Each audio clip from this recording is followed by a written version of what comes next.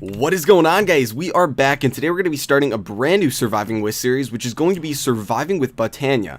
Now, I'm super excited about this, and I'm sure you guys are too. It was one of the most highly requested mods when I asked what you guys wanted to see, and I really wasn't surprised. I knew it was coming. Botania is a great mod, and it has finally been updated for 1.10.2, which is what we're playing on, so I can't wait to look through all the new stuff and get some documentation out there to help anyone that is new to this mod, because it is honestly a fantastic mod with a ton of content that you can go through with it. Now, a couple things I want to cover before we actually jump into all the Botania stuff, and we do have a ton to do today. The mod list is in the description along with all the versions of the mods, so if you want to go down there and download those if you'd like to play along, there really aren't that many.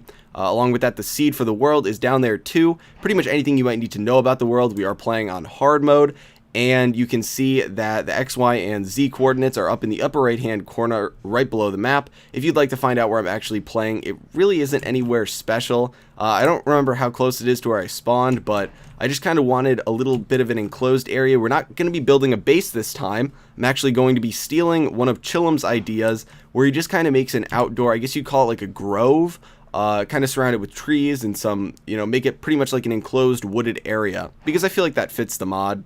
But before we even worry about doing that, we got to get some stuff going for Botania. So the first thing that we're going to do is get the Lexica Botania. Now, this is essentially one of the best in-game documentations I've seen for any mod ever. It is great. A ton of work has been put into this. It's essentially like a wiki in-game. It's actually better than that. It covers everything you could possibly need to know. So instead of watching my videos, just go make this and you'll be fine. It's kind of like the immersive engineering handbook, except even better. It looks amazing. It's got great animations, all that. So now that I am, through the, saying how great it is, we can actually start crafting it. So it needs a sapling and a book. So I made the point of going out. I got some leather because I killed a bunch of cows, and we got the sugar cane, and we'll take any sapling. Let's just take a birch sapling, because no one likes birch trees anyway. I don't really plan on regrowing those, so we will make a book. And we will get that in there, and there we go, the Lexica Botania 335th edition. Are these all 335th? Yeah, they are. So we'll pull this out, and we can open it. I can't even read that achievement. It's such a long achievement. Okay, so we'll flip back through. I guess this was because I had it open a little bit before, but this is basically the first page you're going to see. There's a little bit of tutorial that you'll kind of go through, but once you get here, this is the first page you'll see. It's basically like the table of contents for the Lexica Botania. It has the option for the history. It's got all these different things down at the bottom, just related to like the options for the book. But then you've got all these sections up here that have a really cool kind of filling in effect on them. But essentially, you're going to go through these, and they're kind of listed in the order that you would need them. So you've got the basics and mechanics, mana manipulation, generating flora, and that's basically all we're going to go through today. But under the basics and mechanics, it'll pretty much tell you what you need to know. And the first thing you need to know is you are going to be gathering mystical flowers. Now, these are going to spawn around your world, and they're going to be pretty prevalent. The only issue that you might run into is that when you find them, they will be in patches of their same color. And so if you're having trouble finding a certain color, it might be a little, it might not spawn around your area, but you should be able to find all of them, no issue. There's 16 of them. And essentially, you're going to get these and use them to make other different flowers. So the first thing that we're going to want to make is going to be a pure daisy. Now, this is essentially like the first thing anyone's going to have to make in terms of a flower. It's going to allow you to get living wood and living rock, which is an important crafting material. But to make that, we need to actually go and make a petal apothecary. A petal apothecary is pretty much what you're going to do to combine different petals to make different flowers. So this is going to be the center of all of your stuff at the beginning of Botania. So there's a couple ways you can customize it and all that, but if we just go in and look up how to make a petal apothecary, you're going to see you got all these different ones listed in here. We're going to look at the first one, which is just basically any petal. You can use white, orange, you can flip through all of them. Those are the only different recipes, along with some slabs and some cobblestone. So we're going to grab that out of here, and which one do we want to use? Which one do we have the most of? We have the most of red. I ran into a huge patch right when I spawned, and let's not hold on to that. It makes a little bit annoying of a crosshair thing, but we got that, and we do need to make a couple slabs. So there we go, and there we go. Now you can't automate the petal apothecary. You can automate putting water into it, because that's what you're gonna have to do. I'm gonna throw ours down right over here right next to the infinity pool, but essentially you're gonna take a bucket, you're going to fill it up. You can automatically fill it through basically anything that's the same as right-clicking a bucket on it, but we're not going to worry about doing that right now. We can refill our bucket though, and basically you're going to need to refill it whenever you make a flower. And the first flower we're going to make, like I said, is a pure daisy. Now a pure daisy is going to require the white petals. Now, as you might have seen, you basically, to get the petals, put the flower in the crafting table and you get out 2 of the petals. Now, if you find tall flowers and you shear them and get them, then you'll be able to get 4 petals, but chances are at the beginning you're only going to be getting the regular flowers, not the tall flowers, so you're only going to get 2 petals. So you're going to put 2 of them in there, you're going to get 2 the white petals out from each one, and then you're going to grab some seeds. Anytime you use the petal apothecary, you are going to need 1 seed per kind of process in it, because that's what they're all going. Essentially, think of it like that is the catalyst for the reaction. That might make it more complicated saying it like that, but that is what you need to make this work. So what you can do is you can just throw them in there. So 1, 2, 3, 4. And you can see when you hover over it, it's going to give you a little pop-up that shows what it's going to make, and it gives you a little check mark. You have everything in it that you need to make, and you can see the seeds are right there. That's what you're going to need to put in to actually get the pure daisy out, and it's got a cool animation. You can see what's in here. I'm pretty sure if you have an open hand and you shift right click, you get the last thing you put in there out, but you can then put it back in. You just toss it in there, and then you toss some seeds in there. Now, one trick that I want to show you, I'm going to leave those in there for now, and we are going to get out another 4 of these white petals. I want to show you guys a little bit of a trick. So we're going to open up one of our hands, and we're going to throw a seed in there. It's going to make a noise, and we get out a pure daisy. Now, if you wanted to make another one of these really quick, you could put in a water bucket right into here, make sure it's filled, and then you could right click on it, and if you right click within 20 seconds, it will put in, assuming you have all the things in your inventory that you used for the last recipe. If you click with an empty hand, then it'll put all those back in there, so you can kind of speed up the process. So there we go, we'll make 2. Now the reason you can make a couple of these, because their whole process takes a little bit of time, but if we want to use these, what you're going to do is find a 3x3 area that's open. So I guess I'll use right over here because we're going to put them kind of right next to each other. So we'll do that, and then we'll do this. And what these are going to do is essentially we're going to grab some stone out and some wood. It can be any wood, but it does need to be stone, not cobblestone. But you're going to put it around there, and you'll see some particle effects, and this is going to change it to living wood and living rock. Now you can automate this process through a couple different ways if you're using different mods. I'm pretty sure the orientation of the wood doesn't matter, but I guess we'll see. But you can automate these a couple different ways if you really want to get a ton of it. But I would suggest that if you ever have time, make a bunch of these pure daisies and just set these up and make a couple stacks, because you're eventually going to use them. We're even going to be using them today. But that's the first flower you're going to make. You're going to want to get this started, and it takes a little bit of time to get them to change, and then eventually it'll be funny because they'll all change like in order because of how you place them down. But we'll get back to that once they're finished changing. And the next thing that we're going to worry about making is going to be a couple different things working in tandem. So we're going to make a mana pool. So mana pools come in a couple different sizes. You've got the everlasting guilty pool, which is basically a creative mana pool, but the rest of them are actually usable. So you can see the stuff changing over there in order to living rock, but we're going to go back to this. So you've got the diluted mana pool, which is the smallest, then the regular mana pool, then the fabulous mana pool. So we're going to be looking at making the regular mana pool. You can see the only difference between these two is that one is a slab and one is regular blocks. So there's really not a huge difference with them.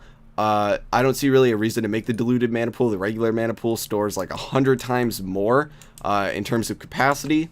I'm pretty sure it used to be that you needed to make a diluted mana pool and then put a diluted mana pool in there to get a regular mana pool. So it used to force you to make the diluted one, but now you don't have to do that. But there are still perks to making the diluted one, and I don't have an axe to break this. I should probably have gotten an axe. Okay, well, we only need a little bit of this, so I'll just power through the pain right now and break this with my hands. But we're going to be making an endoflame setup. Now, an endoflame setup is going to be probably, an endoflame at least in and of itself is going to be one of the earliest flowers you're going to want to use for generating power. It's going to take anything that's flammable, coal, charcoal, and it's going to, you can even use like wood, stuff like that. It's going to generate power for you from that. It's funny because it uses the prefix endo, which actually relates to chemistry. You got endothermic and exothermic, which I just find amusing because it's so accurate. But let me get some more stone down. We're going to fill these up. But we're going to be making that, and we're going to be automating it. Now, it's a really simple setup to automate. I'm pretty sure everyone that sets this up should use this setup. There's really no reason to manually use that, just because you have to constantly throw stuff down for it. So we're going to first make the mana pool, which again is just going to be this living rock. And you're just going to need 5 of them like that. And you get out a mana pool. Now we're going to set up the mana pool. Let's do it. Let's clear out a little bit of this area right over here to open this up a little bit. I'll spread this out later. But I do have to cut down a bunch of trees and things to do that first. So we'll throw down the mana pool right over here. Now we're just going to be storing the mana in there. It's got a very large mana storage for what we're going to be using right now.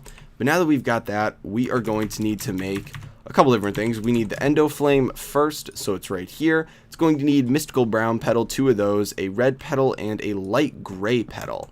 So we're going to come over here, and ooh, do I have a light gray? I might only have a regular gray, so I might actually have to go and find a light gray petal before we can do this.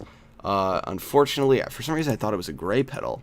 Okay, well, I will be right back after I go and find a light gray petal for us to use. Okay, guys, so we are back, and I managed to find a pretty decent sized patch of light gray flowers. I actually found 2 of them, so I guess it was like 2 medium sized light gray flower patches next to each other.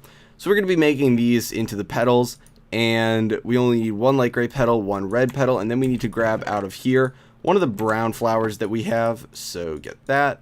And now we should be good. We just need 1 seed. We're only going to be setting up 1 of these today, and then I'll just set up a bunch of them, all similar to the one we set up today, off camera, just because there's no huge reason to set up a bunch of them today. So we need the 2 brown, and it'll pull the rest of them to our inventory. So throw those, throw the red. Ooh, and it pulled them in the right order too, even better. Okay, so then if we hover over it with the seed, we can see we will get an endoflame from that. And there we go. It's kind of a loud noise compared to the rest of them, but whatever. It's a good noise. So electric magic. So essentially, I assume that achievement is going to be that we are finally going to be turning the heat into mana. So we don't need to place this right next to the mana pool. We can place it somewhere. I guess we can place it right over here. So we place that down. If we really need to break it, we can easily do that and move it. So there's really no issue moving it at all. But what we're going to do next is set up a mana spreader. So the mana spreader is essentially going to be, imagine it like a lens that's going to collect the mana that's being generated and just fire it at where it has to go. That's kind of a bad example because there are lenses in here right there, but so you can kind of think of it like that.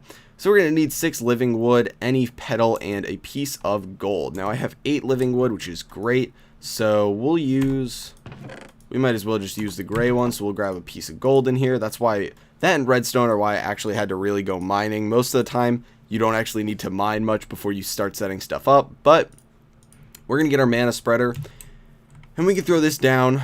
We can throw it down 1 up from this if we really wanted to, but we can also just throw it down right in front of this. I'm going to throw it 1 up just because I think it'll look better. So let me get a piece of dirt to put this on. So we'll do this right here. So we set this down, and it's basically going to be able to take the mana that this generates in a certain radius around it, and it's going to shoot it down to whatever we aim it at, which in this case will be the mana pool. And it's got a cool Halloween texture on it, but you might notice that it's not aimed at that right now. It's aimed straight ahead because we need to make something that will allow us to aim it and will allow us to see what's going on inside of it. So we are going to need to make a wand. Now, there's a lot of different wands. They're all wands of the forest. And basically that just depends on what you're going to use in terms of the petals for it. So I think we got to decide right now which one we think is the coolest. So let's say I kind of like orange. So let's go with like an orange, and what's another? Let's try orange and red. That's pretty vibrant. So to make these, it's going to require 3 living wood twigs, which come from 2 living wood per living wood twig. So we do need a little bit more. We're going to need another 4 from this, so we can just break this.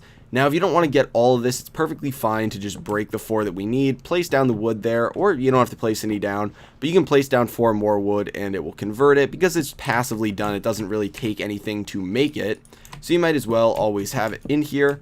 So there we go, let that process go, and here we are going to make the 3 living wood twigs, and I forgot we actually got to make the petals first. So there we go, and we'll put 1 up there, 1 up there, and there we go, nice and vibrant. So we've got this, the Wand of the Forest right now, and it allows you to see a couple different things in terms of like internal mana storage. If we click on this, you can see that it's got this whole white bar right below mana spreader. If that was full of mana, it would be blue. It goes the same thing for the mana pool right here. That'll slowly fill up. But if we want to get this, we can shift right click on it, and you see how it'll kind of highlight it around the outside. Then we can shift right click on the mana pool, and that will angle it at it, and you can now easily see when we have the Wand of the Forest out that this is aiming down here at the mana pool. It is angled perfectly at it, and eventually once we start having this run, when we hover over this, it will show that it is connected to this right here, and it'll be all good. So you'll be able to see everything that's hooked up. And we got our living wood in the background, and you could just put a couple of these around a mana spreader, and they would all fire into that one mana pool. So the next thing we're going to do is figure out automating this, because if I were to come over here right now and go down here and grab this coal, I could throw it down right over there, and that should consume it. Now I know there's sometimes an issue with this consuming it. Sometimes you have to break it and replace it. So let me do that right now. So we're going to break it. Let's grab it back, and we will replace it, and that should get rid of the issue. So throw that down, and it should consume that. There we go. It makes a little bit of a noise. You can see it's almost got like the torch animation on it, and soon you're going to see a pulse of mana fire from that, and this is finally getting filled. It looks like water, but it's actually mana, and if we look at it now, it'll fire a couple pulses. You can see there's a very small blue portion of that filled. Now don't get fooled by the fact that that's a little blue portion. A significant portion of this mana pool has not been filled yet, and when I say significant, I mean even that blue line down there is significant compared to what we have in there right now. We have a very small amount in there, but it's kind of doing the whole rounding thing, where it's rounding up to that little fraction of it.